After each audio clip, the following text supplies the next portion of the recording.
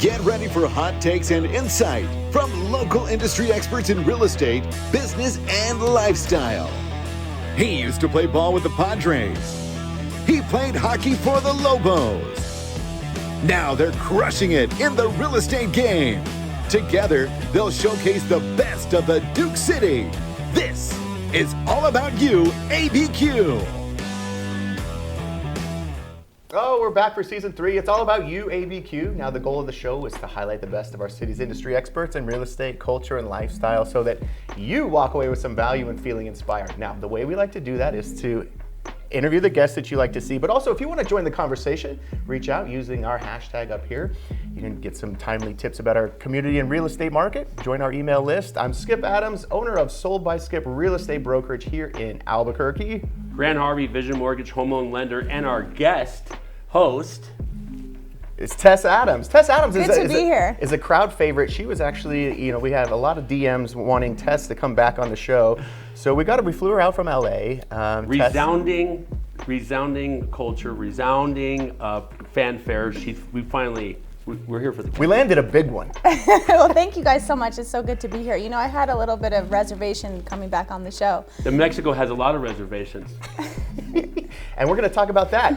Here's why you're going to want to stay tuned. Justine Baptiste from Liv and Mimi's Play Cafe. We're going to highlight another local business here in Albuquerque. And then obviously stay tuned to the end of the show. It's everybody's favorite Skip's Tips. I'll take it from here. But Tess, I wanted to, just welcome you back to the show. I feel like, your last episode was one of our fan favorites, so we're just glad to have you back. Was it? That's good to hear. Yeah, no. Well, it's good to be back. It's nice to see you guys. Yes. I can't wait to hear what you've been up to. One thing I wanted to ask you that I've been thinking ever since our episode aired, and I'm just wondering, Nick from St. Pius. Mm-hmm. Yeah. What does he have that I don't have? He has a girls soccer team that finished 4th in the 4A. And he also has a Labrador, I think. Right, so is he... We can name all his items. Do you guys like him more than you like me? No!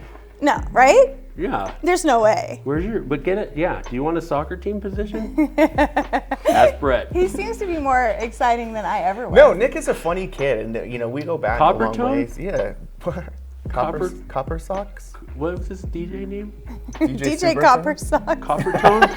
Coppertone. Sunrise Sets. Yeah. All right, well, I'm here to redeem myself. Yeah. I'm here to assert myself. It's good to see you guys. Yeah. No, but you landed and we went, straight into it. It's funny because the show kind of evolves as we grow up. And, I'm in a position where I've got kids now. You've got kids now.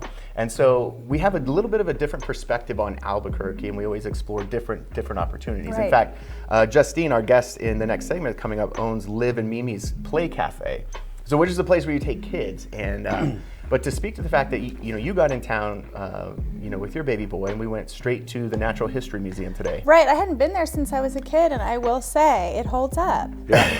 I think our favorite thing to do is bring people back as a guest and say, so what is your take on the growth of Albuquerque, and what do you like, and what do you miss? Because we can become almost saturated within the city, but it's actually a good way to monitor and chart how Albuquerque's doing when you come back in and say what you've noticed has changed or what you've loved that stayed the same. Oh, I love that. Yeah, I will say the Natural History Museum is awesome. We went to the aquarium last time, and I will say when we were growing up, it was not as evolved as it is now, for sure. Just the city. Oh, wow. Yeah, there's like a real dinosaur that they brought back to life in the lab. And, yeah, the kids were not freaked out. Yeah, dude, can you imagine that? You come in and it's your first take on the Natural History Museum and you just start running into the glass door. T-Rex chasing you. Jeez, man. That's pretty fun, though. I think they did a movie about that and it ended up bad for everyone. But yeah, it was really cute. We went to the gift shop, and then afterward, we actually went to Sawmill. That's what you call it, right? Sawmill Market, and that's always the place we take guests that, or even clients that come in from out of state, because I feel like it's a good entree into Albuquerque. Just the new architecture, the options for food court and grabbing some beers. What'd you guys eat? We had a little Greek food, and then we got the kids a pizza, and it was really cute. And I think they have a whole outdoor area, right? Mm-hmm. Yeah, nice little Wednesday, museum and pizza. Yeah. So I think, Tess, look, one of the fun things about you is that you've been with our show since the beginning. Hey, A1 producer since day one. Yeah, from the ground up, a grassroots girl. Well, everybody knows Intern Ashley, right? Intern Ashley has always been behind the scenes working switchboards, but you were kind of the brains behind the original Hot Chip Challenge. Big concept guy. Yeah, big concept guy. We're more of just the talking knuckleheads on camera, but we The haircuts, so we called you. the hair is here. Hair is on set. No, but it's good to see you guys. Look at now, you got a stage, you got lights. It's like we're all here. And thank you so much for letting me become on the other side of the camera. We did want to pay homage and do a tribute to like the girl that was with us from the ground floor up. Also, Cutco knives are for sale at the end of the show. No, so I love it. Thank you for letting me be on this first segment. And I just wanted to ask what you guys have been up to because I haven't seen you since the spring. Yeah. Well, congratulations to us on season 3. We made it through. This is our first That's year right. now. We're Season coming 3, up on our how's it first. going to be? Great. If I have to answer my own questions. What are we up to? Well, so Skip had an unfortunate episode with a babysitter got sick, so his wife was unable to make this gala, and he invited me with a few hours notice, and I said, you know what, man, I'm in. Let's go tear up the black tie affair. So that went good. They raised what, $600,000 for junior achievement. $610,000. $610,000. Skip and I had a little rough go around with an auction that just went awry a little bit. We put up our paddles for $7,500. Guy bounced it to $10,000. We looked like each other like we did not sign up for that. Anyways, it went. Yeah, literally ended a up couple being of okay. James Bonders. Wow, right here. handsome guys. Yeah, Just giving yeah. back So to it the was. community. It was. Yeah. So, anyways, Doogie Howser, we're gonna get him on the show. 2 boots in the sand. As the old psalm goes. The old. Okay, let's. Speaking of that, it's time for our mortgage minute. Hit it. Okay, we're back for the mortgage minute, and I think it's my duty to tell you guys about new updates and Fannie Mae changes and VA. And you know I'm a big VA proponent. The VA has just rolled out new rules saying that if you have any medical collections, you don't necessarily have to pay them off, but you do have to include them in your debt to income ratio. If there isn't a payment associated with that collection, the VA will make you use 5% of that debt and then add that into your monthly payment. So that's my newest VA rule that's come into place, and that's our mortgage minute. Wow. Well, All right, so stay tuned to the next segment. Liv and Mimi's Play Cafe. We're going to learn all about it. And then stay tuned to the end of the show. We all know why you flew into town. It's everybody's favorite. Get ready for Skip's Tips. So stay tuned. Welcome back to YouABQ. I'm Skip Adams, owner of Sold by Skip Real Estate Brokerage here in Albuquerque. Grant Harvey, Vision Mortgage, home loan expert. Dude, I love having multiple hosts on the show. We had a co-host, Tess is still in studio, but Justine Baptiste of Liv and Mimi's Play Cafe. Welcome to the show. I'm excited to get into this because the Play Cafe is something that Albuquerque is desperately needed. Yes. As a father of 2, basically under 2, we're always looking for things to do. In fact, we went to the Natural History Museum today with Tess and explored some Tyrannosaurus rexes. But I'm excited to get to know you. So again, awesome. You grew up in Albuquerque. Yes. St. Pius, right? Yes. Talk a little bit about your backstory. Yeah. So I grew up here, and I went to St. Pius High School. Left when I was single and just wanted to get out of town for a little while. Mm-hmm. We moved to being me and a friend, moved to Dallas, and I was part of a church there, and they were going on a trip to Haiti. So I went on a 1-week trip to Haiti. 1 week turned into 5 years. 5 years in Yes. Haiti? It's a one-way ticket. That sounds like a love story. I did meet my husband in Haiti. Yeah, we had a friend set us up around year 4. I had a friend that said, "Hey, I met your husband." And it's a funny story. I had just moved home. Wait, so you went before you just went, this is where I'm staying, I have my toothbrush and... I came back a couple times. Oh, so okay. I really thought, I was like, that's remarkable. You just went, and here's my new sayonara, au house. revoir. Okay. No, I went for a week on a 1-week mission trip, came back, I loved the organization, went back for a 3-month internship, came back home. They loved me, hired me full-time for a year staff position working with the orphanage. That's a whole nother day, but orphanages in Haiti, 80% of kids in orphanages are not real orphans, they're poverty orphans, and so their parents just don't have work. So finished my time there, opened a bakery in Haiti to employ adults, to hopefully, you know, the orphanages is like a symptom, but the real problem is the job creation. So I did that for a little while, and then at year 4 I was pretty burnt out. I had a little bit of compassion fatigue, and I was just tired. And so I moved home to Albuquerque with my 100-pound Rottweiler. Wait, you rescued a dog in Haiti? Well, he was one of the head bakers. He was my head of security. Yeah, I had a Rottweiler as a security at my home in Haiti. So moved home, and I was here for like 2 weeks. And one of my girlfriends back in Haiti was like, hey, I met your husband. And I said, no, thank you. I just left Haiti. I don't want to do long distance. No, thanks. But I was still working for a jewelry company, an artisan company out there, and I was going to be going back and forth. And so she said, you're coming back. Why not just give it a chance? And so my now husband, I love that. We did long distance for a little bit till the end of the year. And then January, I moved back to Haiti for my 5th year. And we got engaged in April. Found out Livy was coming, and then got married, and we moved home to Albuquerque right before Livy was born. I was going to say, was it a mad dash to get Yes. back on the Was it rough? Can I make dog jokes? Was it rough? Did you have to put your life on pause? We did. It was rough. We moved home with our dog. I was like 8 months pregnant, my husband's first trip to the U.S., and all of our belongings. We were a sight to see. So we moved home at the end of October, and it was 18 degrees that night. So we moved from the Caribbean. We had to layer on the plane. Was this his first trip to Albuquerque? To the U.S. To the U.S. Yeah. Love it. So Albuquerque was his first experience with the U.S. Okay. 18 degrees, yeah. So we opened, you know, Sunport has like the doors open, and it was we've all felt that. Of wind. For this guy being an Albuquerque native, when he went to San Diego, ever since he's come back, I'm sure he empathizes with. It's wild coming back. So we came back the end of October, and she was born. Our firstborn, Olivia, Liv, we call her, was born 6 weeks later. And then COVID happened 3 months later. Okay. So maybe you had some time to blueprint this and diagram and how it was going to be. So tell us a little bit about the place itself. Yes. What goes on there? Live in Mimi's Play Cafe. It is an indoor play space for kids about 5 and under. So like infants, toddlers, preschoolers, kids who are not in school, kids who, you know, maybe like stay-at-home parents who have their kids. But also kids that are too small to go to jungle jams, where it's like... That's a great safety. For me, not having kids, I always see the potential risk whenever they had those trampoline parks about the disparity in ages, right? Yes. So I figure if you have this age group coupled up, not too much could go wrong in terms of strength or size difference. Exactly. So we don't have any shortage of these large play spaces like all the trampoline parks in Albuquerque, but they're very overstimulating. They're huge. They're 7, 8, 9,000 square feet.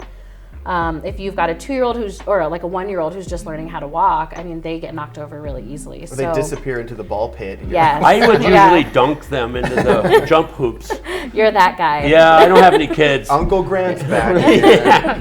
Arrested again at the jump park. So there wasn't a lot. I mean, in other big cities, they have these play cafes, and we just didn't. We used to have some here pre-COVID and me having kids, so I didn't get to ever like experience them, but I've heard wonderful things about them. That's awesome, and I think the aesthetics and maybe feeling safer right off the bat, it becomes an idea in someone's head where they go, I would never go to a jump park, but here's a place for kids, right? You can because it's in a controlled environment as far as attendance goes. There's never going to be 100 kids in there.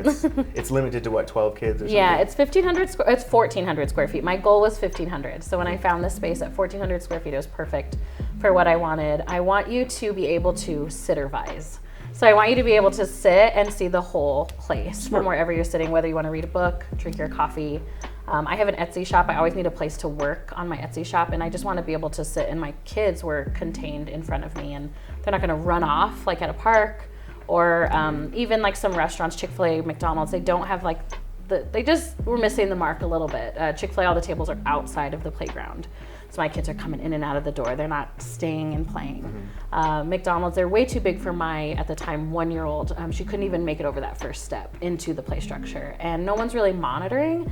So there'd be 8, 9, 10-year-olds flying through the structure. Elbows. And my 1-year-old was like... So what takes place, or what activities, or what's the lay of the land? So we have two like major components. So when you pass by, you'll see we have these 4 big beautiful windows, and I have these little playhouses. And so there's like this imagination play, dramatic play area right through the window, like the kids see it as they're walking up. And so there's like a little bakery, there's a grocery store, there's a construction zone, and then there's like a kitchen for just like a little home setting. And so they're all set up with like fake food, and the construction zone has these like little foam bricks and foam planks of wood, and there's some like costumes. I have like aprons and hats, like a construction hat. And a vest. Wow. Yeah. Those We had are a ball. huge We had a ball jawbreakers. pit day. That was with we were collabed with like a local company, because I don't want to do ball pits on the regular. They are quite a bit to clean, to keep them safe, And so we just did like a day. But you can see the windows in the back. I have that dramatic imagination play, and then we have our big climbing structure for the gross motor, getting the wiggles out, the stretching, the climbing. So we have those 2 big components. We also have a little baby area, like a large playpen. So if you have a new walker or a crawler infant, you can put them in there and they won't get trampled. Well, that's great. And you met my wife, Ashley, intern Ashley, on the show, and she, she instantly called me. Was like, oh my God, Yeah. you got to. I think like the first week we were open. Yeah, I mean, probably. pretty quickly met her. Well, they like it so much that they're going to have they bought the place out because they're rich. Sunday is going to be on what hours Sunday. to what hours? So people can at least peek in the window and see what it's like. What's it like with rich kids? Yeah, silver spoon day. Yeah, so Isaiah's turning 2, as we mentioned earlier, on Shout out Sunday. Isaiah! Happy birthday to Isaiah. And we Big have supporter of the show.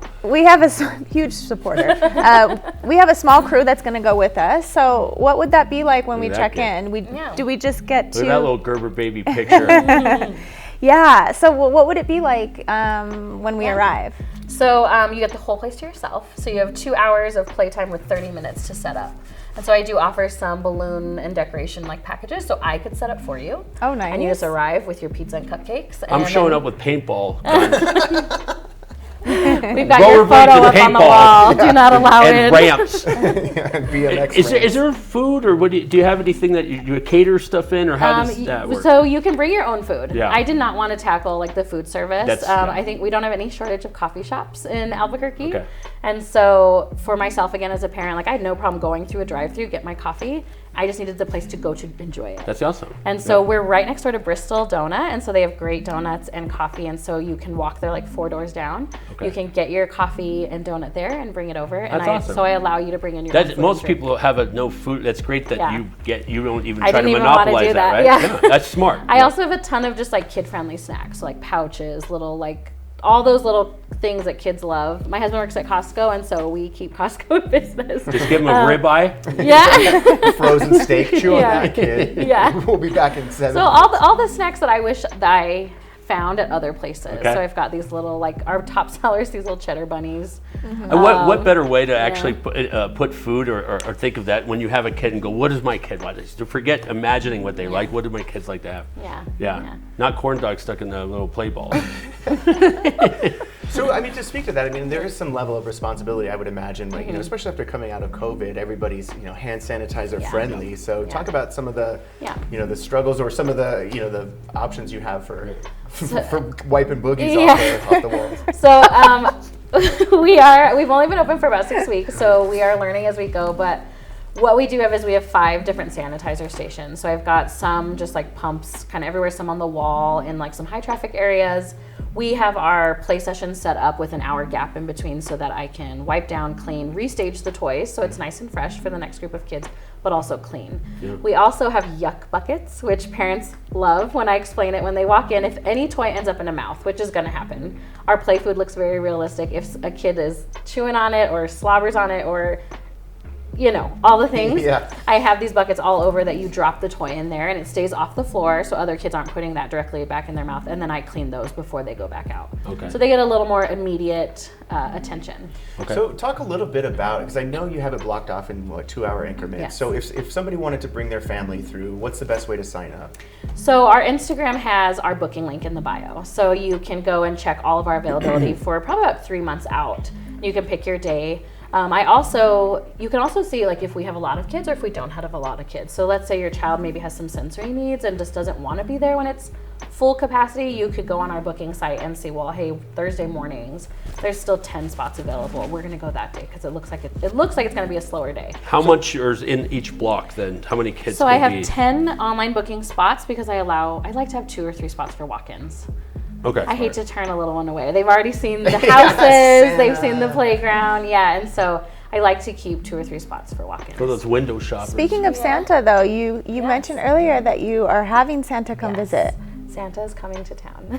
Santa is coming on Finally. December 9th. We're having some mini photo shoots. So Santa is coming to take pictures with the kiddos. We've got these 5-minute sessions, up to 3 kids. Adults are encouraged to come ready so they can get in there. If your little one is not really wanting to sit next to Santa, you can sit with Santa. So you get to come in, take your picture with Santa. You don't have to wait in a really long line like the mall. Yeah. And then you get a gift certificate to come back and play another day and some cookies and milk. So is there booking available for that? Is these reservation based or is there walk-ins also? Or? No, that one's reservation based, so you can just come in a couple minutes before your time slot, take your picture and go. I love it. I think that's what our city needed, and we're so happy to have you, back in Albuquerque. Yes. I mean, we always want to ask people, you had the chance to move away to our one of our big rivals, Texas, which we have a big disdain for, and then you leave the country. So, talk about what were some of the things that drew you back to New Mexico. Well, family. My parents and my siblings are here, so we came back right before we had our firstborn, and my parents told me, don't you dare have my grandbaby in another state and another country. So we came back because we wanted to raise our kids here. I personally love the 4 seasons. I love that we get to experience all of those. I mean, it was nice living in the Caribbean and having the eternal summer, but I missed fall and I missed winter. So we came back right before our first was born. I came back. My husband came with me for the first time, and so we stayed for family. So it's interesting for me. Guy had never been here before. What did he pick up on? What are his, if he had to name his top 5 favorite things? A mountain, maybe? What did he enjoy? So the mountain is very similar to the mountain. So in Haiti, it's very mountainous, and then you've got the ocean coming right up. It's like a scene just out like of Albuquerque. Moana. Pacific goes right up to the Sandias. So he loved our mountains. They look very similar to the area that we were in Haiti. He got snow pretty soon that year. We took our maternity photos in the snow, and so he loved seeing his first snow. One thing he noticed that he doesn't maybe love is that in Haiti, everything's very communal. You're outside, your whole family might live in the same yard, and you share food, and you sit outside and you play dominoes, and you have a prestige, the beer in Haiti. Here, everyone's in their homes, especially in the winter. He came in the winter, so he's like, where's your neighbors? Do we not share food, share a meal? And so I would say that's almost an American thing, and it's just we partition ourselves off, and we're really big on being by ourselves and having our spaces. And in other countries, even Canada, it's more communal and inviting for there not to be property lines and then having. But the Play Cafe is a perfect way to incorporate your community and meet other moms, right? Yes. I'm loving seeing that. Other moms come in and they're like, oh, hey, I think you go to my school, or mostly the kids being the same age. Organically, I don't know how it happens. It always ends up being the same age group. So there'll be a morning and it's all 18 months old. And the mom's like, oh, your child's 18 months, great, mine too. What are they doing? And they love this toy or that toy. And then the next day it happens to be all 3-year-olds. It's just very serendipitous. I think the way you have it set up is conducive to temperament being better, and so people are probably more likely to engage and have dialogue when they're not worried about their kid being hurt, right? Because I think you could be a lifeguard out there and just watching it rigid, but if you feel like everything's okay, you're probably more apt to have. We got some comfy chairs. We got some comfy chairs. That's where we got them. Actually, they sell couches there. So we're gonna have a fake playhouse, and we're gonna have couches in our next. So you're my new competition. No. They won't allow them. Yeah, I should not be supervising kids. Like I said, I'm the guy with paintballs. I have a couple TV trays, so if you took your laptop and you want to sit in the comfy chairs, you can use a TV tray. Little internet cafe. Yes. How do they work Wi-Fi? with Pomeranians? I'm looking for a place for my dog Pomeranians to. I've heard about a cat cafe. People that have never heard of Play Cafe. That is funny. Yeah, there are cat cafes. That's great. Here? No. I don't think so. No, but I have heard of it. Yeah, that's funny. Oh, what's next door to your place? Another cat one. Drop off your cats. Drop off your kids. Please don't drop off your kids. It's your problem. Yeah. So, it's true though. Motherhood brought out a level of anxiety in me that I did not know existed. And so these big places were very overstimulated and brought up a lot of anxiety. So I hope that Live in Mimi's is a place where you can kickback a little bit. I love the parent aspect because for me, I don't know what's out there. So when Skip started having kids, I start hearing new things and I go, that's another way to participate in Albuquerque. Yeah. So there wasn't a place to play indoors. Or when the cold weather, like you can't, or even when it's really hot. Sometimes we go to a park and the slide is just too hot and the swings are too hot. And so we're pretty busy right now. We really wanted to open before the winter hit. And then for birthdays, my girls, Liv and Mimi are my girls, Olivia and Naomi, and their birthdays are December and August. Yeah. So the birthday party venue, even for me, for our family, was a big driving factor that's too. awesome. So one last question before we kind of wrap this up. I mean, I know you're just still trying to work out the kinks of it, but what is the long-term goal? A few extra locations, maybe go to the west side? Yes. So we live on the west side. Okay. So finding this location off of YouBank it was just the perfect little strip mall. But we would love to have a second location because I don't ever want them to be too big. That's not what I want. I don't want them to be these large places. So we're at this location at the Comanche Shopping Center for 3 years. We've signed a 3-year lease there. And then, we'd love to have a second location. I would love to have a slightly bigger location that maybe has like a birthday party room or a separate room for maybe classes, a cookie decorating class or bring your bakery skills. Yeah. Well, I know that there's like a Chuck E. Cheese. So if you guys ever need a designated mascot, my man here. Oh, that's actually a good idea. I actually like to dress up as Clifford the Big Red Dog. Yeah, there you go. Have him come out and do Can some I hire magic you? tricks. You can. On rollerblades is my only tip. Everything always goes back to rollerblades. On the unicycle again. Justine, thank you so much for sharing Liv and Mimi's Play Cafe, and we'll report back after Isaiah's birthday party on Sunday. Yeah, I'll be in the window looking in, wishing I could be in there and maybe renting a kid. Always great to have your energy. Thank you for being a part of the show. And again, we'll have links to your Instagram and booking website as well for anybody that's interested. So coming up in the next segment, here's where you're going to want to stay tuned. It's everybody's favorite Skip's Tips. Stay tuned. This is YouABQ Podcast. Never a blooper in the Skip's Tips either. Perfect tape.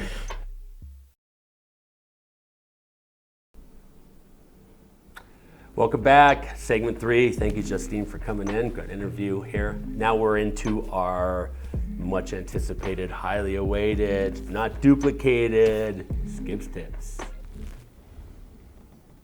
Oh, that's right. It's Skip's Tips. Anything that saves us time, makes us more money, or allows us to have more fun, whether that's in real estate or real life. Here's 3 ways you can maximize your profit on a real estate sale. Number 1, price your property competitively. In this changing market, we see more homes tending to sit longer on the market. So if you price your home a tad bit under where the competition is, you're going to get buyers competing, which means you're going to get the best terms and the highest price when you have multiple buyers competing for your property.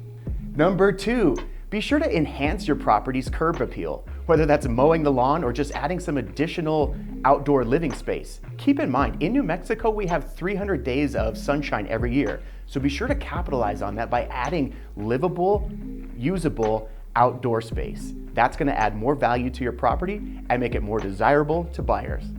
And number 3, stage your home for success.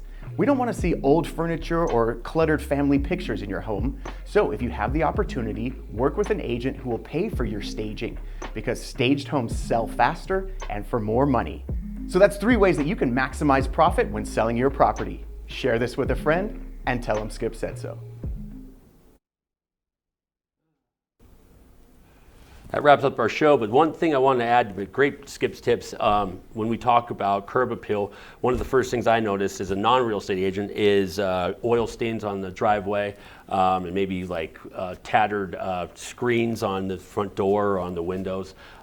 That's part of curb appeal, and I really do feel like in the first 5 seconds you have your mind made up whether this is a viable house or not, and simple improvements can increase your chances of a house. Yeah, it's a very simple fix. And one other thing, for whatever reason in Albuquerque and Rio Rancho, people never landscape their backyards. So if you take that extra step and really landscape your backyard or add some outdoor living space like you did at your house, and dude, in a buyer's mind, that's big time money. Yeah.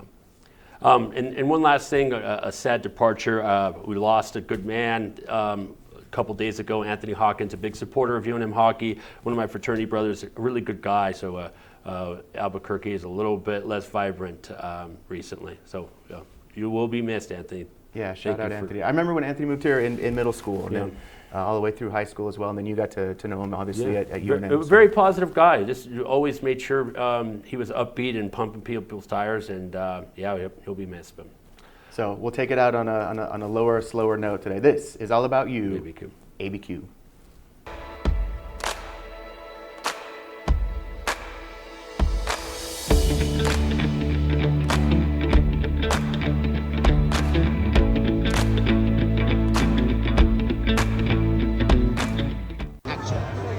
You're watching YouABQ.